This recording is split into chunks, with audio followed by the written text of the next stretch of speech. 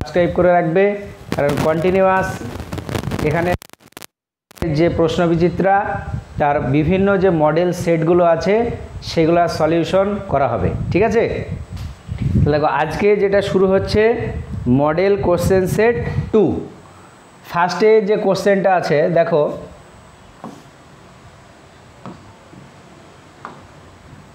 কি বলেছে, এটা কোশ্চেনটা আগে আমরা ভালো করে দেখব, তারপরে অ্যান্সার করব।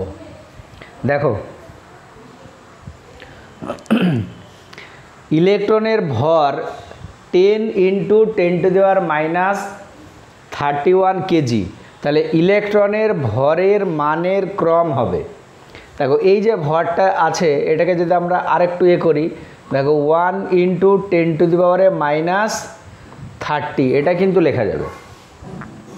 এখানে দেখো 31, এটাকে আমরা কি করব, 10 দিয়ে গুণ করে দেব। তাহলে এটা কি হয়ে যাবে, 31 আছে, 10 দিয়ে গুণ করলে এটা 30 হয়ে গেল।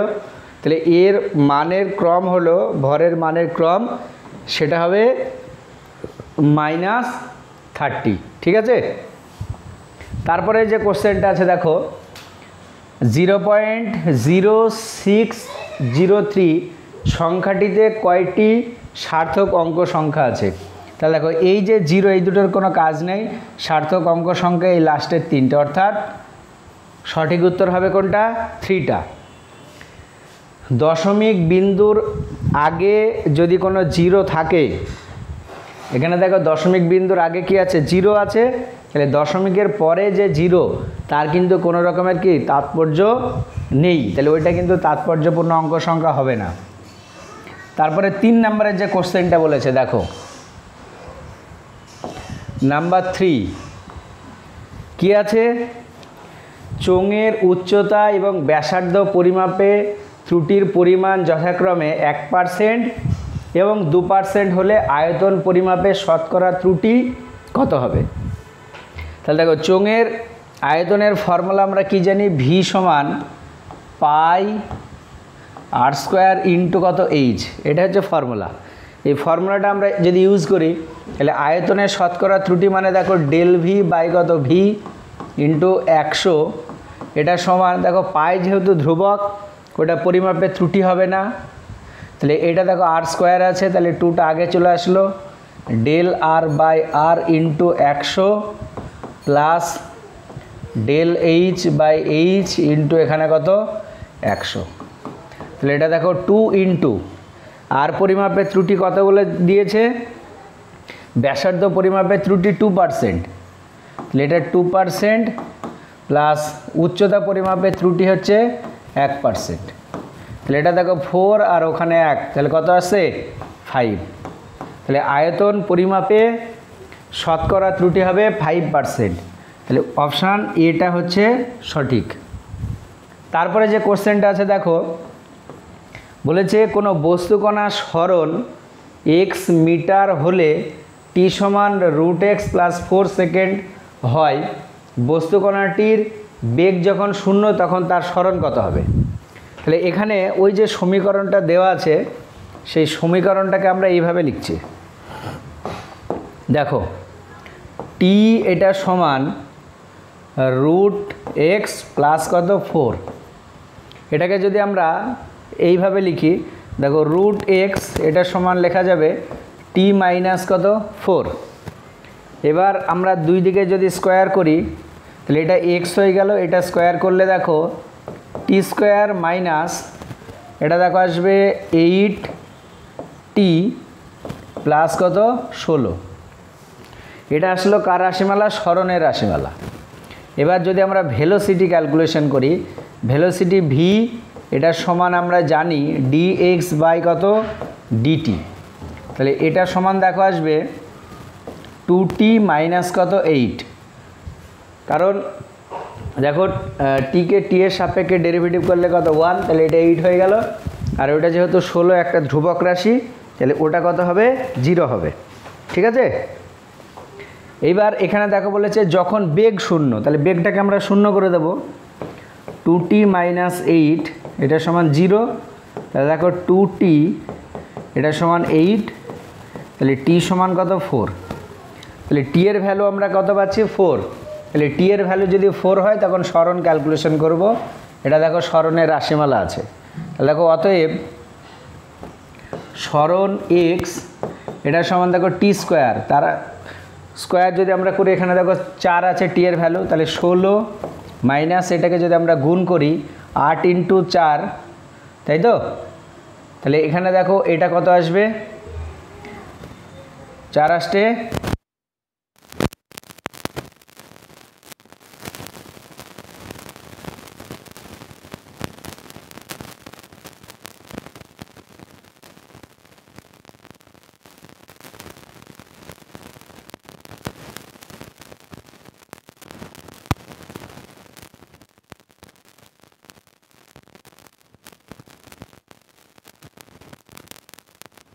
0। তাহলে এইটা হচ্ছে সঠিক উত্তর, ঠিক আছে? অর্থাৎ অপশান 0 এটা হচ্ছে অ্যান্সার। তারপরে যে কোশ্চেনটা আছে দেখো 5 নম্বরের যে কোশ্চেন বলেছে, স্থির অবস্থা থেকে যাত্রা শুরু করে একটি বস্তুকণা সমত্বরণে চলছে। কণাটির গতির 5ম সেকেন্ডে x1 এবং 6ষ্ঠ সেকেন্ডে x2 দূরত্ব গেলে x1 = x2 কত হবে? দেখো কোনো একটা কণা আমরা জানি tতম সেকেন্ডে অতিক্রান্ত দূরত্ব যদি st হয় তার ফর্মুলা হচ্ছে u + a/2 × 2t - কত 1। এটা হচ্ছে ফর্মুলা, এই ফর্মুলা আমরা বসিয়ে দেবো। দেখো প্রথমে বলেছে 6ষ্ঠ সেকেন্ডে 5ম সেকেন্ডে 5ম সেকেন্ডে অতিক্রান্ত দূরত্ব কত x1। দেখো তার স্থির অবস্থা বলেছে, তার মানে প্রাথমিক বেগ 0, ওটা লিখছি না। তাহলে a/2 × 2 × 5 - কত 1। তাহলে দেখো এটা 10 - 1 মানে 9, তাহলে 9/2 × কত a। আর 6ষ্ঠ সেকেন্ড অতিক্রান্ত দূরত্ব এটা কত x2। তাহলে x2 সমান দেখো সে আগের মতো একবারে করে দিলে a/2, এটা দেখো 6 দোকানে 12 - 1 মানে কত 11 হবে। এবার এই দুটো যদি আমরা অনুপাত করি x1 = x2, তাহলে এটা সমান দেখো 9/2a = 11a কত 2। তাহলে দেখো 2 2 কাটবে, a কাটবে, তাহলে এটা সমান কত আসছে 9:11। তাহলে 9:11 অপশান এটা হচ্ছে সঠিক উত্তর। তারপরে যে কোশ্চেনটা আছে দেখো নাম্বার 6 কি বলেছে,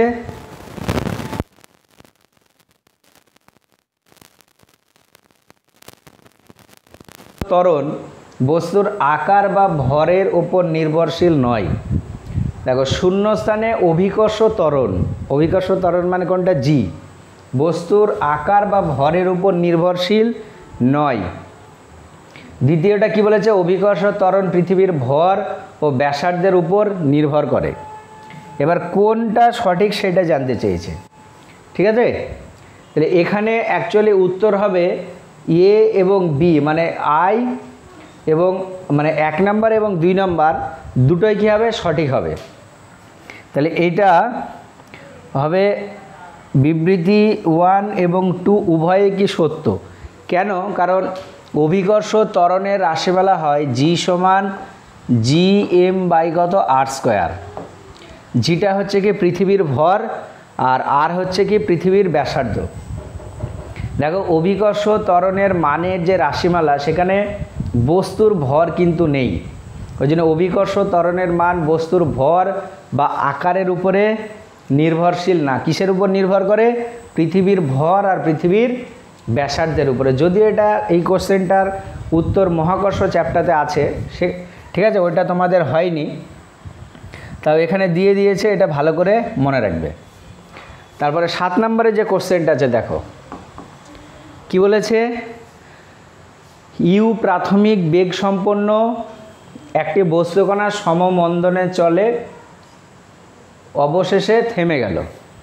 ঠিক আছে, চলে থেমে গেল, কণাটির বেগ সময় লেখচিত্র কোনটি হবে? দেখো মন্দন মানে কি, প্রথমে বেগ তার সব থেকে বেশি ছিল, যত সময় যাবে বেগ আস্তে আস্তে কি কমবে, এবং বলে দিয়েছে সমমন্দন মানে বেগটা একইভাবে কি কমবে। তাহলে যদি একইভাবে কমে তাহলে তার উত্তর বা লেখচিত্র হবে এইটা। কারণ দেখো একেবারে শুরুতে বেগের মানটা কি সব থেকে বেশি ছিল, তারপরে আস্তে আস্তে কমে একটা জায়গায় কি হয়ে গেল, 0 হয়ে গেল। তাহলে এটাই হচ্ছে অবশেষে থেমে গেল, মানে তার দেখো বেগ, সেই বেগের মানটা কত, 0 হয়ে গেল। তাহলে অপশান সিটা হচ্ছে সঠিক উত্তর। এটা গেল 7 নম্বরের কোশ্চেন। এবার আমরা দেখব 8 নম্বরে। দেখো 8 নম্বরের কোশ্চেনটা কি বলেছে, একটি বেলুন ঊর্ধ্বমুখী বেগ নিয়ে উপরে উঠছে। 300 মিটার উচ্চতায় বেলুনের বেগ যথাক্রমে 19 মিটার পার সেকেন্ড। তখন একখণ্ড পাথর বেলুন থেকে খসে পড়ে। কতক্ষণ পর পাথরখণ্ডটি ভূমি স্পর্শ করবে? ভালো করে ব্যাপারটা দেখো। এবার কি বলেছে কোশ্চেনে, বলেছে একটি বেলুন কি উপরে উঠছে একটা বেগ নিয়ে, যে 300 মিটার উচ্চতায় বেলুনের বেগ কত, খণ্ড পাথর বেলুন থেকে কি করলো, ফেলে দেওয়া হলো। তাহলে তুমি ধরে নাও এটা একটা বেলুন এরকম টাইপের, এখানে বেলুনের একটা জায়গা আছে, এই বেলুনটা কি হচ্ছে, উপরের দিকে ধরো উঠছে। তাহলে একেবারে বেলুনটা প্রথমে তুমি ধরে নাও এই জায়গাটাতে ছিল,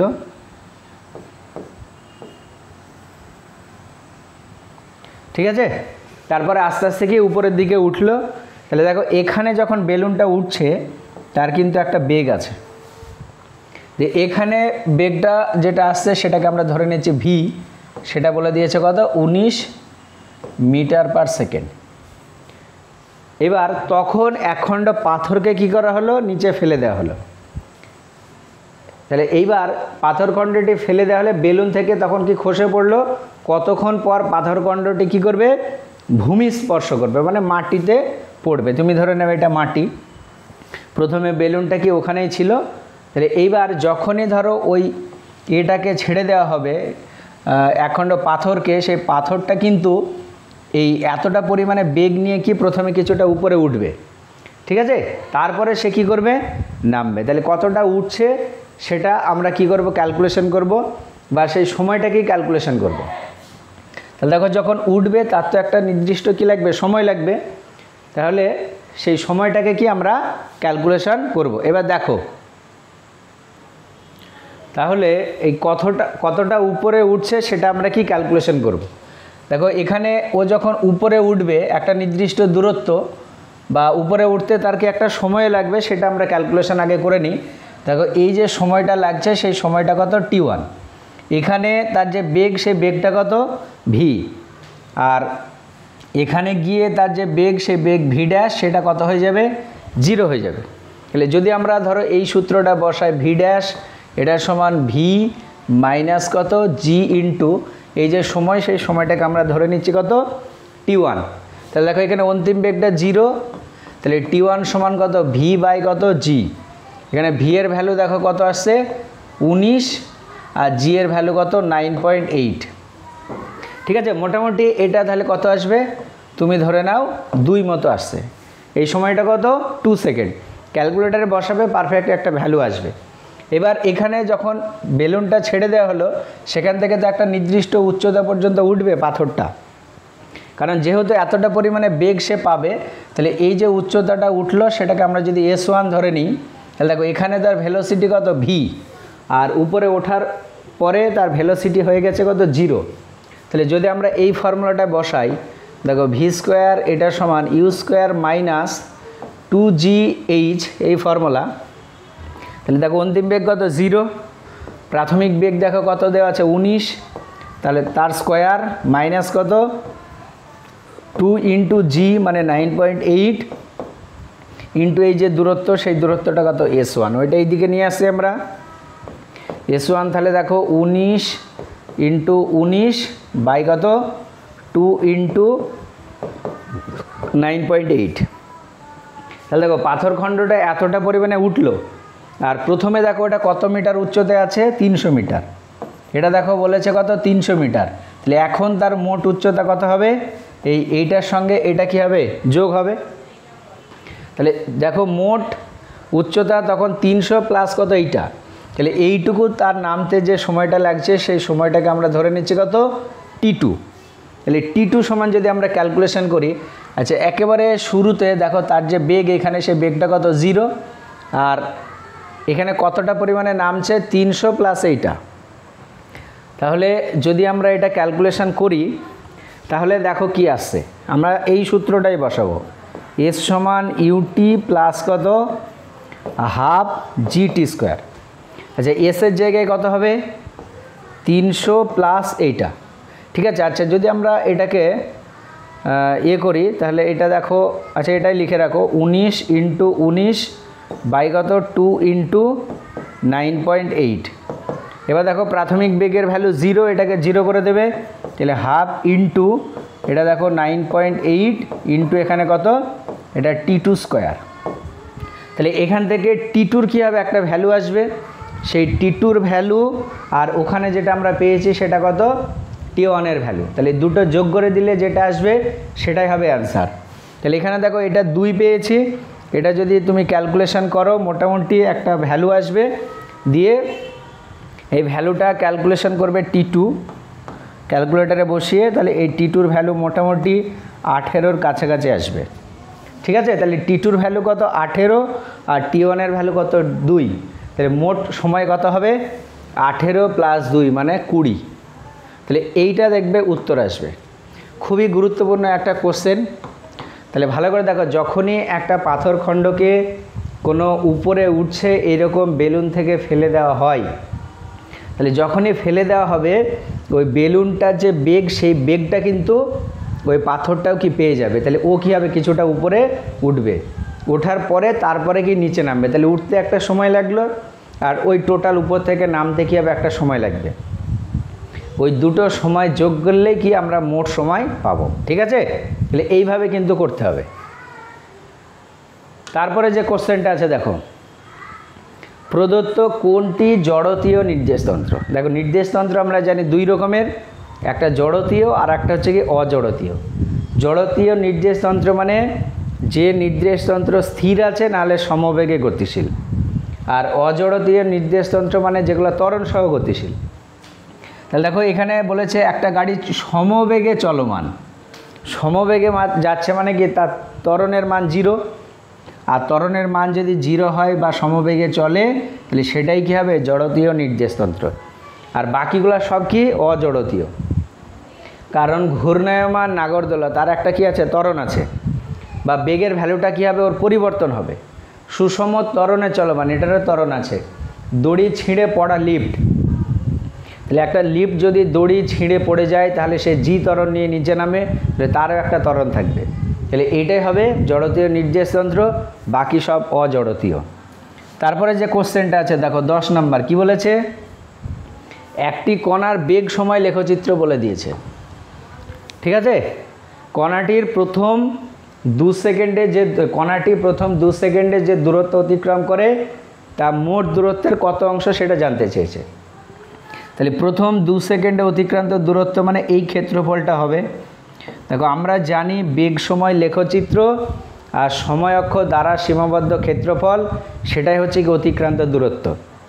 তাহলে প্রথম 2 সেকেন্ডে অতিক্রান্ত দূরত্ব এটাকে আমরা ধরে নিচ্ছি S1, তাহলে সেটা দেখো হবে এই যে ত্রিভুজটা তৈরি হলো সেই ত্রিভুজের ক্ষেত্রফল। তাহলে ত্রিভুজের ক্ষেত্রফলের ফর্মুলা আমরা কি জানি, হাফ ইন্টু ভূমি ইন্টু উচ্চতা। তাহলে ভূমি দেখো এইটুকুর ভ্যালু কত 2, আর উচ্চতা এইটা দেখো 10, তাহলে দেখো হাফ ইন্টু 2 ইন্টু কত 10, তাহলে এটার সমান কত আসছে 10 মিটার, ঠিক আছে। আর মোট অতিক্রান্ত দূরত্ব সেটাকে আমরা ধরে নিচ্ছি কত S। তাহলে মোট অতিক্রান্ত দূরত্ব মানে দেখো এখানে যে ট্রাপিজিয়ামটা তৈরি হয়েছে এই টোটাল ট্রাপিজিয়ামের ক্ষেত্রফল। তাহলে ট্রাপিজিয়ামের ক্ষেত্রফলের ফর্মুলা হচ্ছে হাফ ইন্টু সমান্তরাল বাহুদ্বয়ের যোগফল।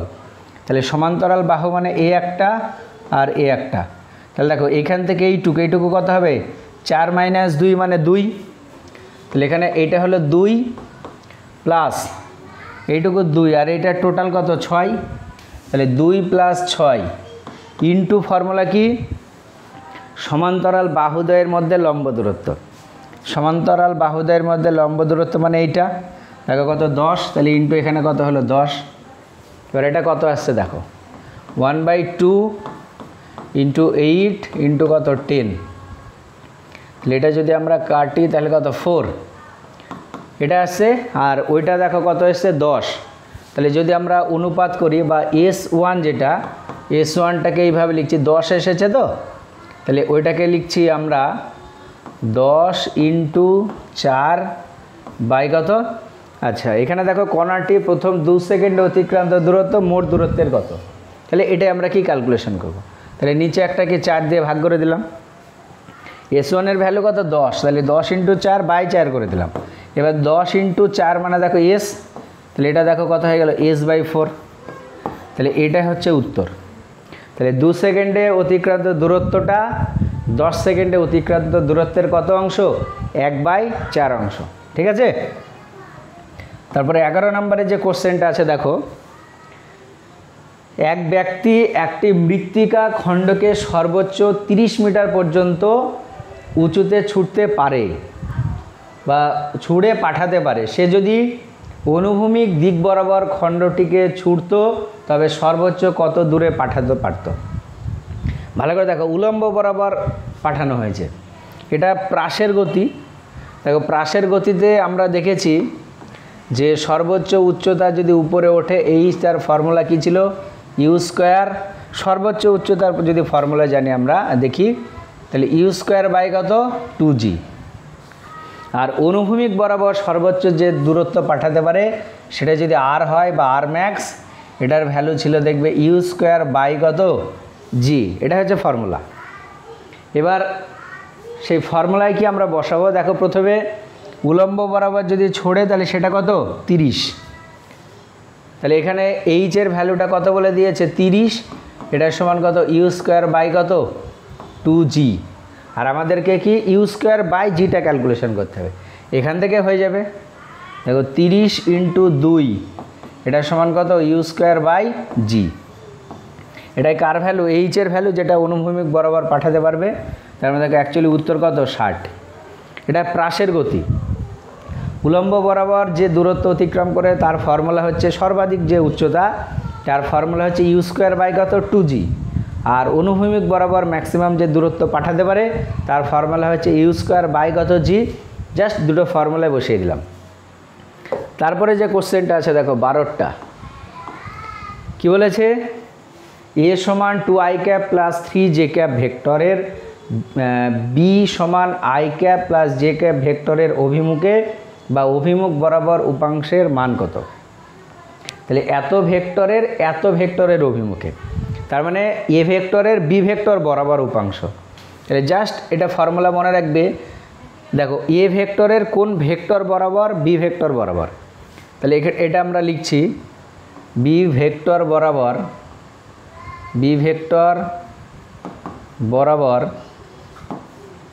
A ভেক্টরের উপাংশ।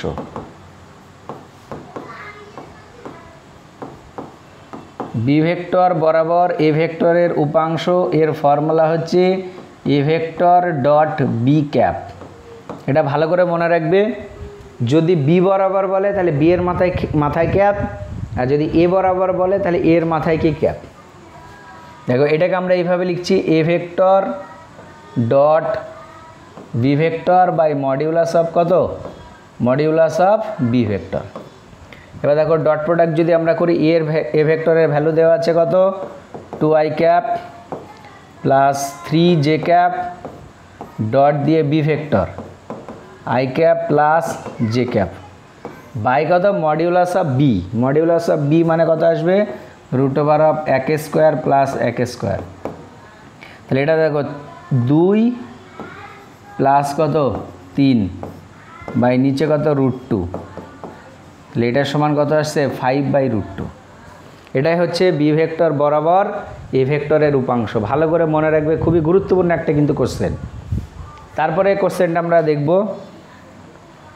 দেখো কি বলেছে, কোনো ত্রিভুজের দুটি সন্নিহিত বাহুকে A এবং B দ্বারা সূচিত করা গেলে ওই ত্রিভুজের ক্ষেত্রফল হবে। ফর্মুলা খুবই গুরুত্বপূর্ণ, ফর্মুলা হচ্ছে এইটা।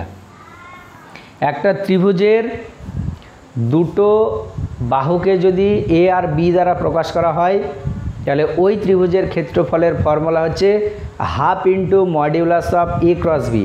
ভালো করে মনে রাখবে, এখান থেকে এইরকমও কোশ্চেন দিয়ে দিতে পারে। একটা ত্রিভুজের দুটো বাহুর মধ্যে একটা বাহু তোমাকে হয়তো বলে দিল 2i cap minus 3j cap plus কত 4k ক্যাপ, আর একটা বাহু বি ভেক্টর সমান সমান বলে দিল i cap plus j cap minus কত 6k ক্যাপ, এরকমও বলে দিতে পারে। একটা ত্রিভুজের দুটো বাহু, একটা এইটা আর একটা এইটা, এ আর বি বলে দিল, যে তোমাকে বললো ত্রিভুজের ক্ষেত্রফল কত হবে, তাহলে ফর্মুলা হচ্ছে কি half into modulus of A cross B. তাহলে এ আর বি দেওয়া আছে, তাহলে এখান থেকে তুমি কি করবে এ ক্রস বিটা ক্যালকুলেশন করবে, যেটাই ডিটারমিনেন্ট রুলস তোমরা শিখেছো। তার আবার কী করতে হবে মডিউলাস করতে হবে, তাকে আবার 2 দিয়ে ভাগ করতে হবে। আর একটা ফর্মুলা এখানে মনে রাখবে, যদি একটা সামান্তরিকের দুটো সন্নিহিত বাহু বলে দেয়, সামান্তরিকের ক্ষেত্রে প্যারালোগ্রাম, তাহলে সামান্তরিকের দুটো বাহু যদি বলা থাকে তাহলে তার ক্ষেত্রফলের ফর্মুলা হচ্ছে এইটা, এরিয়া সামান্তরিকের ক্ষেত্রে কি আসবে modulus of A cross B. এটা হচ্ছে কার ক্ষেত্রে সামান্তরিকের ক্ষেত্রে, আর এইটা হচ্ছে কার ক্ষেত্রে ট্রায়াঙ্গেল বা ত্রিভুজের ক্ষেত্রে। দুটো ফর্মুলা মনে রাখবে, এখান থেকে ভ্যালু ক্যালকুলেশন করতে দিতে পারে। তারপরে যে কোশ্চেনটা আছে দেখো, একই বিন্দুতে ক্রিয়ারত সমমানের দুটি বলের মধ্যবর্তী কোণ কত থিটা। যদি একটি বলের অভিমুখ উল্টে দেওয়া হয় তাহলে লব্ধি বলের অভিমুখ যে কোণে ঘুরবে তা হলো। দেখো দুটো ভেক্টর একই বিন্দুতে ক্রিয়ারত দুটি সমমানের ভেক্টর, তাদের মধ্যবর্তী কোণ কত থিটা। সমমানের তার মানে দুটো যদি ভেক্টর ধরে নিই, একটা ধরো এ আর একটা বি, তার মানে এ আর বি পরস্পর কী হবে সমান হবে, তারা পরস্পর কত ডিগ্রি কোণ করে আছে থিটা। তাহলে একটা ধরো এই দিকে এ ভেক্টর আর আরেকটা এই দিকে আছে কি বি ভেক্টর, তাদের মধ্যবর্তী কোণ কত থিটা। তাহলে এরা যে লব্ধিটা তৈরি করবে সেই লব্ধিটা কী হবে কর্ণ বরাবর। এটা থিওরিতেও আছে, আমি করে দিয়েছি, ভেক্টরের চ্যাপ্টার দেখে নেবে তোমরা। তাহলে এইটা এবার যদি একটা ভেক্টরকে কি করে দেওয়া হয় উল্টে দেওয়া হয়, তাহলে উল্টে দেওয়া হলো মানে এই দিকে চলে আসলো, তাহলে এদের তখন যদি আমরা লব্ধি দেখি সেই লব্ধিটা কোনটা হবে এইটা। তাহলে যেহেতু ভেক্টর দুটোর মান সমান, তাহলে এই অ্যাঙ্গেলটা কত হবে 45 ডিগ্রি, আর এই অ্যাঙ্গেলটা তখন কত হবে 45 ডিগ্রি। ঠিক আছে, তাহলে ওই ভেক্টর দুটো পরস্পর কত ডিগ্রি কোণে ঘুরবে, দেখো 45 প্লাস 45 মানে কত হবে 90। ঠিক আছে, তাহলে এটার উত্তর হবে কোনটা অপশান ডি। থিওরি ক্লাসগুলো ভালো করে করতে হবে, তবে কিন্তু বুঝতে পারবে। ভেক্টরের এই থিওরি আমার কিন্তু ক্যালকুলেশন করে দেওয়া আছে, ওইগুলো তোমরা অবশ্যই ভালো করে দেখবে। তারপরে যে কোশ্চেনটা আছে দেখো, দড়ি টানাটানি খেলায় দুপক্ষই 2t পরিমাণ বল প্রয়োগ করলে দড়িতে টান কত হবে, বা দড়িতে যে টানটা হবে সেটা কত হবে 2t। এটা ভালো করে মনে রাখবে, দড়ি টানাটানি খেলায় এইদিকে যারা বল প্রয়োগ করছে সেটা কত মানে 2t। দেখো দুই পক্ষই কি 2t পরিমাণে বল দিচ্ছে, তাহলে দড়িতেও টান কত হবে 2t হবে। ঠিক আছে, খুবই গুরুত্বপূর্ণ একটা কোশ্চেন। নিউটনের গতিসূত্র চ্যাপ্টারে দেখবে তোমাদের এই কোশ্চেনটার উত্তর দেওয়া আছে। ঠিক আছে, হোয়াটসের কোশ্চেনে। তারপরে 16 নম্বরের কোশ্চেনটা দেখো, বিবৃতি এ একটা দেওয়া আছে, কি বলেছে একটি বস্তুকে 45 ডিগ্রি কোণ করে ছোড়া হলে তার প্রক্ষেপ সীমা সর্বোচ্চ হয়। কারণটা কি, সর্বোচ্চ প্রক্ষেপ সীমা শর্তে sin 2 থিটার মান 1 হয়। উপরের বক্তব্যগুলি বিচার করে সঠিক বিকল্পটি নির্বাচন করো। দেখো প্রাসের ক্ষেত্রে আমরা জানি যে তার প্রক্ষেপ সীমা আর, তার ফর্মুলা হচ্ছে u² sin 2 থিটা বাই কত জি, এটা হচ্ছে ফর্মুলা কার প্রক্ষেপ সীমার। এবার দেখো sin 2 থিটার ভ্যালু যদি সর্বাধিক হয় তাহলে তখন আর এর ভ্যালু কী হবে সর্বাধিক হবে, আর sin 2 থিটার ভ্যালু যদি সর্বাধিক হয় আর আমরা জানি সাইনের সর্বাধিক ভ্যালু কত হয় 1, তাহলে সাইন 2 থিটা সমান কত 1। তাহলে এখান থেকে দেখো সাইন 2 থিটা মানে এটা সমান আমরা কত লিখতে পারবো, সাইন 90 ডিগ্রি, এটা লেখা যাবে। এবার দেখো তাহলে এখান থেকে 2 থিটা এটা সমান কত আসছে 90 ডিগ্রি, তাহলে থিটার ভ্যালু কত 45 ডিগ্রি। তাহলে 45 ডিগ্রি কোণ করলে বা 45 ডিগ্রি কোণ করে কোনো একটা বস্তুকে যদি উপরের দিকে ছুড়ে দেওয়া হয় তাহলে তবেই কী হবে, সেটা ম্যাক্সিমাম ডিস্ট্যান্স ট্রাভেল করবে। তাহলে এখানে দেখো কি হবে, এ ও আর উভয়ে সঠিক এবং আর হলো এ এর সঠিক ব্যাখ্যা, এটা হবে সঠিক উত্তর, যে দুটোই কি আছে ঠিক আছে এবং আরটা হচ্ছে এই যে এ বিবৃতি তার কি সঠিক ব্যাখ্যা। তারপরে 17 নম্বরে যে কোশ্চেনটা আছে দেখো,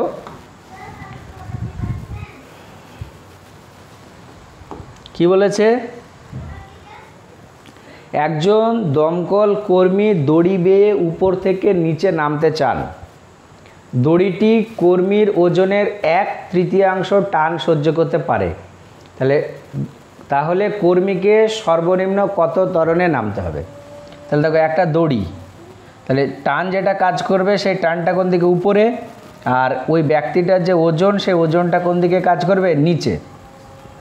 দেখো আলটিমেট যেহেতু ওই ব্যক্তিটা নিচের দিকে নামছে তাহলে এমজিটা বড় আর টিটা কি ছোট, তাহলে লব্ধি বল যদি আমরা দেখি তাহলে দেখো এমজি মাইনাস কত টি, এটার সমান আমরা কি জানি এম এ। যে কোনো একটা বস্তুর উপরে প্রযুক্ত লব্ধি বল বা রেজাল্ট্যান্ট ফোর্স সেটা সমান কি হবে, বস্তুটার ভর ইন্টু ত্বরণ। এবার দেখো এমজি ইন্টু ওই দড়িটাতে যে টানটা সহ্য করতে পারে সেটা কত বলে দিয়েছে, ওই ব্যক্তিটার ওজনের 1/3, মানে ওজন কত এমজি তার 1/3 মানে 1/3, এটা সমান এম এ। তাহলে এখান থেকে আমরা এমজিটা যদি কমন নিয়ে নিই তাহলে 1 - 1/3 এটার সমান কত এম এ। তাহলে এম এম কাটছে, তাহলে জি ইন্টু এটার সমান দেখো কত আসবে 2/3, এটার সমান এ। তাহলে ওই ব্যক্তিটার সর্বনিম্ন যে ত্বরণে নামতে পারবে সেই ত্বরণটা এইটা, অর্থাৎ অপশান সি হচ্ছে কি সঠিক উত্তর। তারপরে 18 নম্বরে যে কোশ্চেনটা আছে কি বলেছে, 2 কেজি ভরের একটি বস্তু 30 মিটার পার সেকেন্ড বেগে চলছিল, ওটা ইনিশিয়াল ভেলোসিটি, তারপর 5 সেকেন্ড সময় ধরে একযোগে 3টি বল ক্রিয়া করলো, যেখানে 3টি বল দেওয়া আছে, বল প্রযুক্ত হওয়ার পরে বস্তুর বেগ কত হবে। তাহলে দেখো বস্তুর ভর দেওয়া আছে আর বল যেগুলো প্রযুক্ত হচ্ছে মোট বল যদি আমরা ক্যালকুলেশন করি এফ, তাহলে এফ সমান দেখো হবে F1 প্লাস F2 প্লাস কত F3, এটা আসবে। আচ্ছা এইবার দেখো এখানে আই ক্যাপ কটা আছে -3, এখানে 1 আর এখানে কত 2, তাহলে দেখো আই ক্যাপ কত হবে 0 হবে। তাহলে সবগুলো যদি একবারে ক্যালকুলেশন করি, এখানে আই ক্যাপ কটা 3টে, এখানে কটা 1টা আর এখানে 2টো, তাহলে মোট ওইদিকে 3টে প্লাস আর এখানে 3টে মাইনাস, তাহলে আই ক্যাপ 0 হয়ে গেল। জে ক্যাপ দেখো এখানে -2, এখানে 3 আর ওখানে -j, তাহলে এখানে দেখো -j আর এখানে 3j, তাহলে কত আসবে 2j আর এখানে -2j আছে, তার মানে 0 হবে। তাহলে এটা দেখো প্লাস 0 জে ক্যাপ প্লাস, এবার কে ক্যাপটা দেখব, তাহলে কে ক্যাপের ভ্যালু কত আসছে, এখানে দেখো +5k, এখানে -2k আর এখানে -3k, তাহলে এখানেও কত আসছে, ওখানেও -5k কে ক্যাপ আসছে, তাহলে দেখো কে ক্যাপের ভ্যালু কত 0। তাহলে ওই বস্তুর উপরে প্রযুক্ত যে বল লব্ধি বল, সে লব্ধি বল কত আসছে 0। তাহলে যেহেতু ওই বস্তুটার উপরে প্রযুক্ত বল 0, তাহলে তার কোনো রকমের কি ত্বরণ থাকবে না, তার মানে ত্বরণের ভ্যালু কত 0, মানে ওই সমবেগ নিয়ে কি সে চলবে। বোঝা গেল। আমরা জানি যে বাইরে থেকে যদি কোনো বল প্রযুক্ত না হয় তাহলে যদি কোনো বস্তু স্থির থাকে তাহলে সে স্থির থাকবে, আর যদি গতিশীল হয় তাহলে তখন সরল রেখা বরাবর কী হবে গতিশীল হবে। এখানে একযোগে অনেকগুলো বল প্রযুক্ত হয়েছে, কিন্তু সেই বলগুলোর যে লব্ধি, সেই লব্ধি বলের মান কত? 0। ওই জন্য তার উপরে কোনো অ্যাকচুয়ালি বলই প্রযুক্ত হচ্ছে না, তার মানে সে কিভাবে যাবে? সমবেগে যাবে। আজকে এই পর্যন্তই, ঠিক আছে? যারা আগেরটা দেখোনি অবশ্যই ভালো করে দেখবে এবং চ্যানেলটাকে অবশ্যই কি সাবস্ক্রাইব করে রাখবে, কারণ ভিডিওর নোটিফিকেশান তোমরা সঙ্গে সঙ্গে পেয়ে যাবে ভিডিও আপলোড করলে। বোঝা গেল?